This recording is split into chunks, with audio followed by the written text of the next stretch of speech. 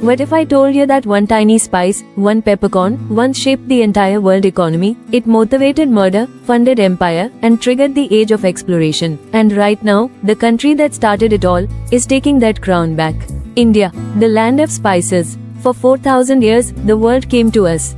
Then, 500 years ago, they took it from us by force. But something extraordinary is happening in 2026. Something that most people are completely missing. India's spice exports just hit a record $4.72 billion in a single year. But here's the question nobody is asking, is that the beginning, or is this already the peak?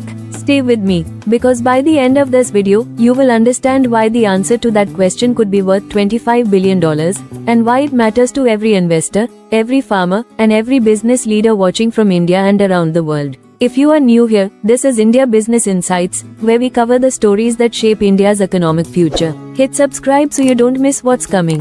Welcome back to India Business Insights. I'm going to be honest with you, when I first started researching this story, I thought it was going to be a standard trade numbers video. Export figures, government schemes, the usual. But the more I dug in, the more I realized that what is happening in India's spice industry right now is one of the most compelling economic narratives in the country. It connects ancient history, geopolitics, pharmaceutical science, fintech, and the livelihoods of over 3 million farming families. Today we're going to cover how India built and then lost the world's greatest spice monopoly, why that monopoly is now being rebuilt, and on far stronger foundations, the extraordinary new science behind Indian spices that could transform them from kitchen ingredients into pharmaceutical products, and the $25 billion target that the government has set for 2047, and whether it's realistic. Click the link in the pinned comments to watch the full video.